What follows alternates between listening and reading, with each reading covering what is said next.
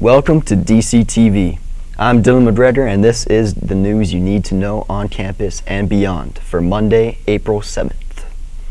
An Oshawa teen is missing for the second time in 2 months.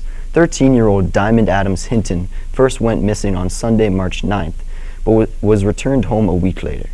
Despite this, police are now searching for the youth again after he left home on Thursday, March 12th. Diamond is described as a black male standing 5 foot 6 inches tall with brown eyes and black hair. He was last seen wearing a black hoodie, black running shoes, and gray sweatpants. Any information may be reported to Crime Stoppers at 1-800-222-TIPS.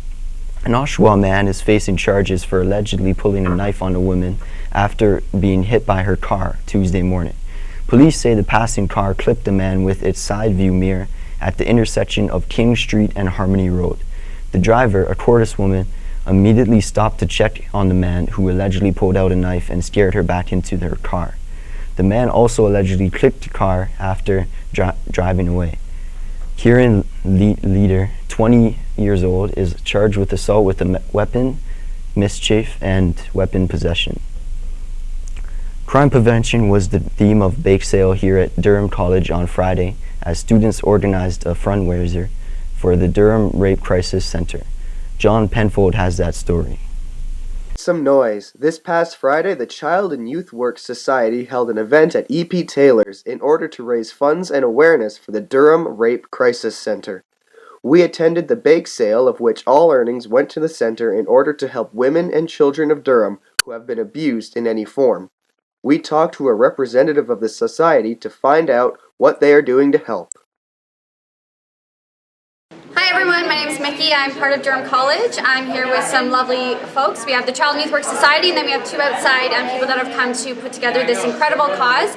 So we are doing a fundraiser for the Durham Rape Crisis Center, which is helping men and women in Durham that have been abused. The conversation continues on to tonight, so this is just a bake sale. All proceeds are going to obviously helping them. And then tonight at E.P. Taylor's from 8 on, we have 4 bands playing, local bands, and we have auctioning off free gym memberships, we have artwork, we have incredible, beautiful bracelets that are being there, so please come out and support the event and open up a conversation that's necessary. The party's here at E.P. Taylor's tonight in support of a good cause for the Wellness Center. For DCTV, I'm John Penfold at the Student Service Building. Lakeridge Health has announced the layoff of 40 registered nurses employed at Oshawa Hospital. The facility has been experiencing budget cuts, and according to the CEO of Lakeridge Health, Kevin Empey, many nurses are not needed for care of long-term patients, but instead are needed in emergency. Mr. Empey also stresses that he does not wish to see the nurses leave, but they must be released from their contracts before transferring to a different job within the hospital. A fire tore through an old barn on Salona Road Saturday evening. Community firefighters were called to a Salina community park just before 6 p.m. to battle the blaze.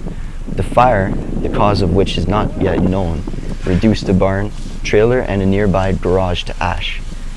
Residents of Clarington looked on attentively as firefighters struggled to contain the fire. All 5 Clarington fire stations were needed to help put on the blaze. No injuries have been reported. Durham College is blowing up in its own way as the school year comes to a close. Scarlett Ross has that story. With the end of the school year just around the corner, we wanted to find out how Durham College and UIT students are planning on celebrating it. So we talked to Samantha Brown of the Student Association about the upcoming Last Blast event at E.P. Taylor's. Started throwing around ideas, and somebody suggested the apocalypse, somebody was talking about zombies, The Walking Dead came up, someone mentioned this movie, and we just kind of reached a consensus that this was going to be the most fun thing to do. People can expect to just have an epically fun time. We're going to turn the entrance up here into heaven. The downstairs is going to be hell, and the express area is actually going to be James Franco's house.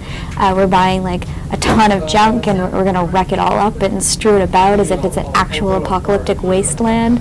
Get myself so wrapped up in school that I just don't have time for that social aspect of being in college, parties and drinking, so. These events always sell out really quickly, and you're not going to get in without a ticket, so I definitely recommend that you buy early.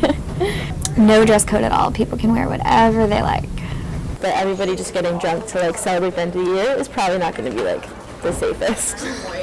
Well guys, hopefully it's not the end of the world, and unfortunately James Franco won't be there, but it definitely sounds like a great way to end the school year. So steer clear of Michael Cera, gather your friends, and come check out Last Blast at EP Taylor's this Thursday, April 11th. For DCTV, I'm Scarlett Ross at Student Center. If 4 men from the Toronto area get their way, a medical marijuana grow farm may be set in northern Uxbridge. The township has been notified by a group led by Cannaville Pale-Evil, a registered pharmacist who owns and operates a number of pharmacies in the GTA, plans to become licensed producer of marijuana through Health Canada. Mr. Pale-Evil group has met multiple times with the township to outline its plans. Should the group gain approval from the federal government, it plans for the property would see an 8,000 square foot barn renovated to the house growing operation, while the property would be fenced, patrolled, and monitored by a security system for 24 hours a day. If medical marijuana isn't your thing, our reporter Sean Ramalho has more ways of helping you to relieve stress. Students at Durham College are nearly finished the school year as exam week approaches. This has caused a high rate of panic and anxiety that many just don't know how to deal with. So I asked our very own students just how they deal with stress during exam week. Yeah, so one of the ways that I like to de-stress is just taking each day one at a time and taking each task one at a time. And by doing that, you're still able to get things done and prioritize what it needs to be done, but it doesn't allow the entire weight of the workload to bombard you at once. I just try to do my best to take whatever breaks I can, stay physically active. I play baseball a lot, so whenever I can get my mind clear of exams once I'm done studying, everything's golden for me. While most students find their own way of dealing with stress, Durham College also provides students with resources such as SALs to help their students loosen up and feel a little bit more comfortable during exam week. At Durham College in Oshawa, for DCTV, I'm Sean Ramalho. And that is your news for today. Up next, we've got all the latest sports highlights with Bianca Clarke. Bianca? Toronto Raptors All-Star DeMar DeRozan throws the ceremonial first pitch before the Blue Jays took on the Yankees, and the pitch was pretty bad. The pitch went high, which is not a surprise considering how tall DeRozan is and where his release point is. I guess we all know why DeMar DeRozan does not play baseball. Derek Jeter is now 8th in baseball's career hits list, hitting a single in the 4th inning against the Blue Jays. Jeter now has 3,320 career hits, moving him ahead of Hall of Famer Paul Molitor. With a great season, Jeter could jump Tris Speaker to take over 5th place all-time. Jeter is retiring after the season and looks likely to call it a great career with the 6th most hits in baseball history. The San Antonio Spurs have been having yet another great season. Kawhi Leonard matched his career high with 26 points to lead Spurs to the 60th win on the season. They are the first team this season to reach 60 wins. With 5 games remaining, the veteran Spurs have a great chance to record their best season in the team history. They are just 3 wins shy of their 63-win campaign back in 2005 and 06. Now here's Mike Woodcock with a wrap-up for basketball season here at Durham College. The weather is starting to warm up, the snow is melting off the courts, and the Durham Lords men's and women's basketball leagues have finished up for the season.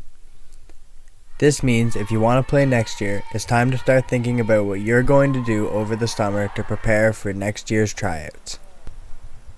Although working out and shooting hoops are all very important, you also have to keep your mind active and ready to be on top of your academics throughout the year, because there are some pretty strict requirements to be on the team. To be on the team, you have to have a 2.0 GPA, and if you're any lower, you'll be on athletic probation, so you won't be able to participate in practices or games. For more information on Durham Lords basketball, you can visit www.durhamlords.ca. For DCTV, I'm Mike Woodcock, here on Durham campus. After yet another game-winning shot from Aaron Harrison, the young Kentucky Wildcats will have the first all-freshman starting lineup in NCAA title game since Michigan's Fab Five in 1992. The UConn Huskies are back in the finals for the second time in 4 years. 8th-seeded Kentucky plays 7th-seeded Connecticut tonight in the March Madness Championship game. Not long after arriving in Lawrence last summer, Andrew Wiggins explained to reporters that what he wanted to accomplish at Kansas before turning pro. Hopefully win a national championship, Wiggins said. That's my main goal. That goal is now certain to be unfulfilled since Wiggins confirmed at a press conference on Monday he will enter this June's NBA draft. And that just about wraps it up for sports, but don't go anywhere. Jeannie Strawbridge joins us now with all names and news for the world of entertainment. Jeannie? The 49th Annual ACM Awards took place last night, and what a show it was. Luke Bryan and Blake Shelton co-hosted for the second year in a row, and there wasn't a dull moment. The band Perry blew everyone away, opening the show with Chainsaw. Brad Paisley debuted his single, Riverbank, and Miranda Lambert did an amazing duet with George Strait. Definitely a night to remember for country music. Just when we thought things couldn't get any more complicated between Justin Bieber and girlfriend Selena Gomez, it happens. Bieber was reportedly getting too close to Miley Cyrus this weekend, and Gomez isn't happy about it. This apparently happened after Gomez was flirting with Orlando Bloom a few weeks ago. When will the things ever be normal between these two? Speaking of Miley Cyrus, it appears that Madonna has found a new love for her. Or has she? Madonna attended the Bangers tour over the weekend and looked extremely bored throughout the whole set. She was spotted talking and checking her phone every few minutes. Miley often likes to compare herself to Madonna, so we hope she doesn't take this too much to heart. Up next, we've got Eric Eames with another mashup of generations. In the 1940s, radio plays were the most popular form of entertainment. But by the invention of television in the 1950s, it started to vanish from the public eye. But it is now starting to regain its popularity slowly through podcasting.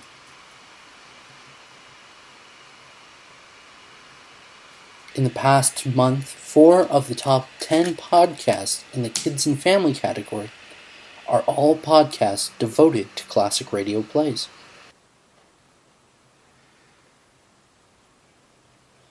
Is this a rebirth of the once most popular form of entertainment? Maybe.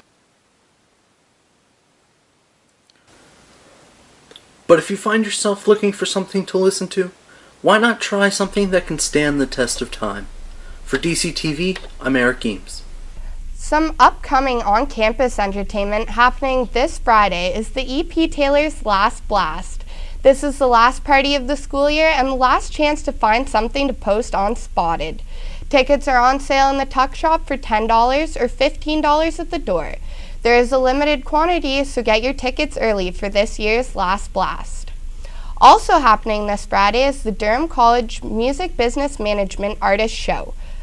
This will be held at the Mustache Club in downtown Oshawa. The night will be filled with live entertainment from our own Durham College students. There will be something for everyone from hip-hop acts to rock and country. It's a 19-plus event and the doors will open at 9 p.m. Moving from the small screen to the big screen, it appears that Disney and Marvel could be the best team around. Captain America: The Winter Soldier debuted this weekend. At the box office, it hauled in over $96 million. This has been the biggest release for an April movie ever. Starring Chris Evans and Scarlett Johansson, the sequel is said to stay in the top spot for weeks to come. That's all we have for entertainment today. Here's Dillon with the final words. Dillon? Thanks, Jeannie. That is your news on campus and beyond for Monday, April 7th. Be sure to follow us on Twitter at DC Broadcasting or check us out on our website at dcbroadcasting.ca. Thanks for watching and have a great day.